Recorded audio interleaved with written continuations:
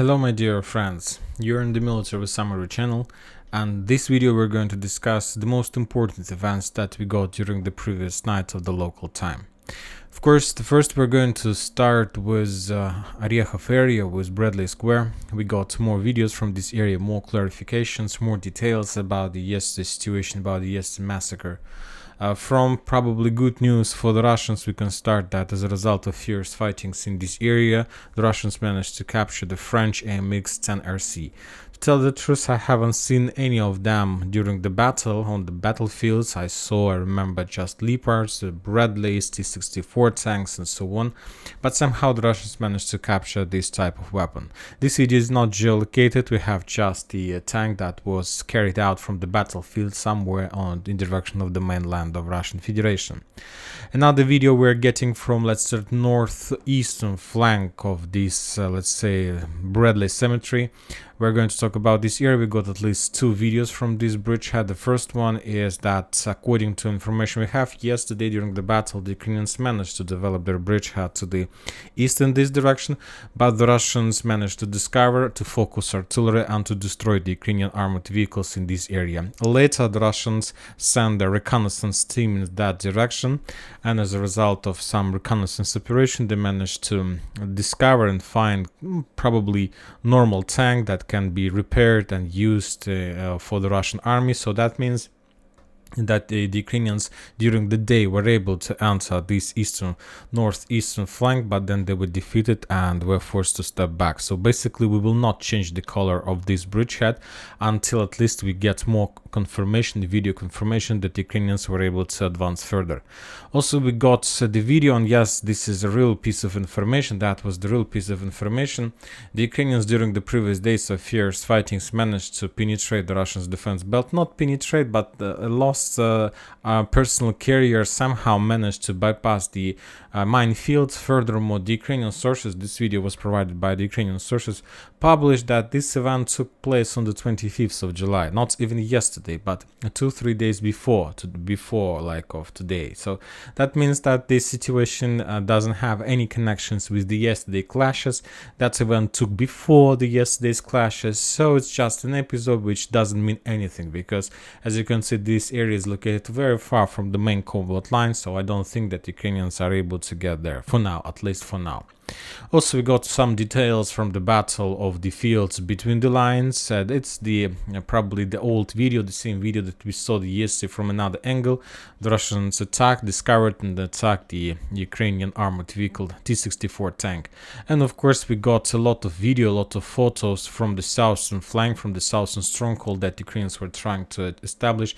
You see these black dots, and these black dots means the Russian fortifications that were captured by the Ukrainians. And so this is the area, this is the line, let's say, before the beginning of offensive operation, and this is what this territory turned into after the Ukrainian attempt to attack. There are around a dozen of armored vehicles just on this photo that Ukrainians were able to redeploy in this direction. It's unknown what the Ukrainians managed to do next with those armored vehicles, whether they continue advancing to the south or whether those armored vehicles were destroyed by the Russian Lancet drones or artillery strike during the night. For now, we haven't received any updates, and we got just another video of destroyed Ukrainian armored vehicle, personal carrier with artillery strike. So today the Ukrainians will continue their offensive operation. They will continue digging in deeper, and anyway we see that the facts are saying that the main purpose of the Ukrainian attack, at least was during the previous day, and probably the Ukrainians will stick to the plan, will continue to develop their bridgehead to the south. Maybe they will try to develop a little bit their bridgehead to the east, just to secure their flanks and to capture the strongholds that located along the main road to attack. Now we are moving to Vremivka tactical bridgehead.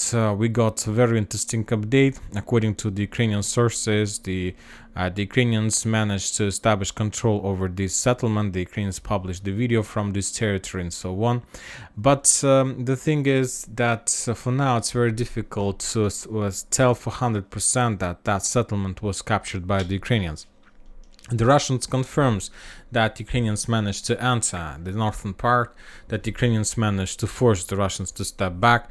If we will include the videos from this area for the previous week, we can see that Ukrainians made few attempts to attack this settlement, and we have, let's say, this video that was made a few days ago, that Ukrainians have already ruined the northern part. And you need to understand that this northern part wasn't destroyed by the grenades and so on.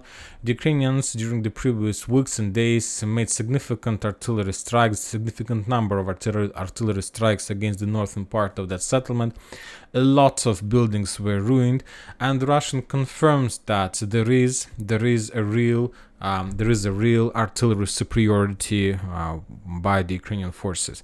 So, and we had a few days ago, we had another video how the Russians were withdrawing their positions from the northern part to the southern part. And basically, I'll give you my opinion about the situation. Currently, as I understand, the northern part of that settlement is under Ukrainian control. The southern one part, including the industrial area, the southern edge of that settlement, still remains under Russian control. Furthermore, yesterday we got the video how the Ukrainians were trying to bomb the Russian armored vehicles on the southern road between Staromaiorsk and the settlements that located on the south of this area. So what did happen? Why the Russians left the northern part, and what the Ukrainians are planning to do next? The Russians were forced to step back from the northern part because of, one more time, this video, we see that the northern part is almost reduced to ruins. And when talking about the southern part, the situation is completely different. There are still a lot of fortifications, a lot of buildings that the Russians can use for defending themselves and so on. On this video, we can't see this, we can't find this, but anyway, almost the entire settlement was reduced to ruins. And one more time, the Russians confirmed that Ukrainians have artillery superiority, at least in this direction, and they were bombing and shelling the Russians heavily, and the Russians were forced to make a decision to stop from the northern part and to allow the Ukrainian forces to enter the northern part with one purpose. Almost the same tactics we have already seen in Klishchiivka. The Russians allowed the Ukrainians to enter the southwestern part of Klishchiivka with one purpose, because from now on the Ukrainian artillery systems are not attacking and shelling the settlement so heavy as they did before the Ukrainians enter Klishchiivka, let's say in Staromaiorske. Currently the Ukrainian artillery system, Ukrainian commanders, they don't have possibility, they're not so flexible to attack the settlement because there are a lot of Ukrainian forces. And as I understand, the situation get to the point when the Russians started losing their forces more in artillery duels in comparison with the close combat. So they took a decision to allow the Ukrainians to enter, that forced the Ukrainians to reduce the artillery pressure, and now this is the situation. So probably this situation fit the Russians' requirements more in comparison with the situation when they were bombed and shelled by the Ukrainians without any counter-artillery duels, at least on this bridgehead. Now we are moving further, and we are going to Donetsk, and we have few things to talk about the coal mine that located on the south of Krasnohorivka. Yesterday the Russian sources published the video, and the author of that video reported that video was made by the Russians, that the Russians were bombing and shelling some area of the coal mine. So basically that means that, if you remember a few days ago, we discussed that Ukrainian 79th Brigade, this 79th Air Assault Brigade, launched a counter-offensive operation. We haven't received any video, any confirmation about the results of that offensive operation, but probably, as I understand, that offensive operation was pretty successful, and as a result of that attack, the Ukrainians managed to return at least control over part of that area. And basically currently this coal mine is split into parts. The northwestern part is under Ukrainian control, and the southern one is under Russian control, because we got a lot of videos how the Ukrainians were bombing this territory. If you remember, there was even a video how the Ukrainians were dropping grenades, this one, and this video was made almost the same time when the Russians published the video bombing of the northern part of that area. So currently this settlement, this part is split in two parts. The southern one is under Russian control, the northern one is under Ukrainian control. So we'll see what is going to be next within the next day. I believe that this situation can't continue the same way. Sooner or later, anyway, the Russians or the Ukrainians will win the battle and will establish entire control over this part of coal mine. Now we're moving to Klishchiivka. Today we got also a lot of updates from this bridgehead. The Ukrainians published very interesting video how they managed to discover and to destroy the Russian TOS flamethrower systems that were heading in direction of Klishchiivka. This video was published today.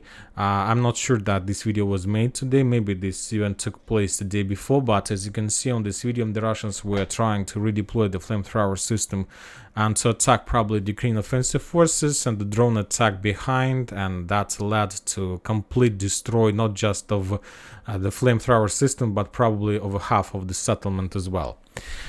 Also, when talking about Andreevka, there is another settlement, another stronghold, let's say on the southern flank of Klishchiivka area. The Ukrainians published another video how they were bombing and attacking the Russians, who was trying to relocate or redeploy their forces through this area.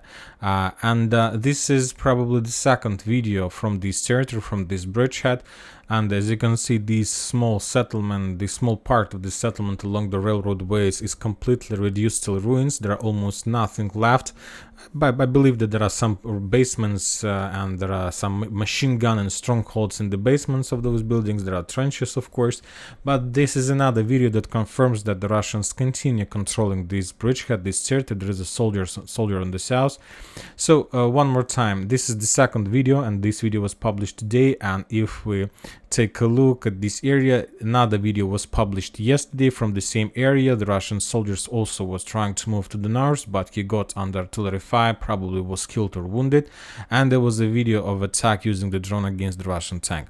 So I believe that the chances around 100 is that the Russians still control this settlement, and that the Ukrainians currently try to reduce till ruins to force the Russians to step back, and then they will launch offensive operation. Maybe they are going to do this today. Now let's move to the current updates one more time. The Russians reported that during the battle of Klishchiivka, the commander of Prizrek battalion died. It's a Russian commander, very famous, very popular. So as you can see, this real massacre, mid-grinder from both sides, not just from the Ukrainians. A lot of soldiers from both sides died during the battle for that settlement. Also, the Russian sources published the video of evacuation. This video is too long, as I see. So the Ukrainians were trying to evacuate their personnel in the vicinity of this area, and as a result of artillery duels, fierce fightings, the Russians managed to shut down the Ukrainians' evacuation vehicles. Now we are moving to Klishchiivka bridgehead, not to Klishchiivka, to Lyman frontline. The Russians published a lot of videos from this area. The first video is about Lancet strike. The Russians managed to discover the Ukrainians' artillery positions in Zarechne, and as a result of artillery strike, the Russians destroyed that armored vehicle, howitzer, probably that the Ukrainians were using to attack the Russian offensive forces. So as you can see, the Russians, after a few days of digging in deeper on the Tarskoye salient, currently started attacking an artillery lancet preparation of the bridgehead in the vicinity of this area. That can mean that soon the Russians will make another attempt to attack and another attempt to develop their bridgehead in this area, and to force the Ukrainians to step back completely from Tarskoye, and they will basically cut this territory in two parts. And we also got the video from Terny. The Russians managed to discover the Ukrainian stronghold in that settlement, and as a result of artillery strike, that stronghold was destroyed, and the Ukrainians probably lost a small operational ammo depot, or probably some stronghold with the infantry inside of that. So the Russians continue preparation before the next wave of attack. And probably we got a very interesting video from the Karamzinovka bridgehead, and why this video is interesting, because this is the fresh one. This video was made of yesterday, and on this video we see how the Ukrainians were trying to send their operational groups, like platoons, to counterattack the Russians in their flanks. And as you can see, the Russians, of course, discovered, tracked the Ukrainians and start bombing them. But the interesting part of that video, that the bombings took place in these areas. So basically most of the mappers have already shown these territories under Russian control, but we see that the Ukrainians still have possibilities to send some reserves and reinforcements in this area to attack the Russian flanks, or at least the Russian supply roads that goes from Kovalyonka and Novoyegorovka. So for now, now yet we can't say that the Russians control this bridgehead for 100%. There are still problems, there are still roads and ways that Ukrainians can use to attack the Russians in their back and their supply and support roads. Now we're moving to another area, and today we got probably the final confirmation that American Abrams tanks will appear on the battlefield in Ukraine in September. So within a month we are going to start seeing Abrams on the battlefield, and this is very important because this is not just about let's say appearing of Abrams on the battlefield. You need to understand that everything is according to timings, everything is according to some plan, of course. So as I understand, the next months the Ukrainians will continue those suicide operations against the Russians in Orehov area, in Klishchiivka, and the Leopards and the Bradleys and Ukrainian forces and old Soviet tanks will make the main job. According to United States plans, it doesn't mean that they're able to do this, of course. They will try to penetrate the Russians' defense belt, and basically if the Ukrainians during the next months are able to get Tokmak will be stormed, and the Ukrainians will try to storm and capture this settlement Tokmak, probably with Abrams and British Challengers. So everything according to timings, and of course they need to publish a very beautiful video or photo of entering Tokmak with the Abrams or something like this. It's their plans. It doesn't mean that these plans are going to be implemented ever.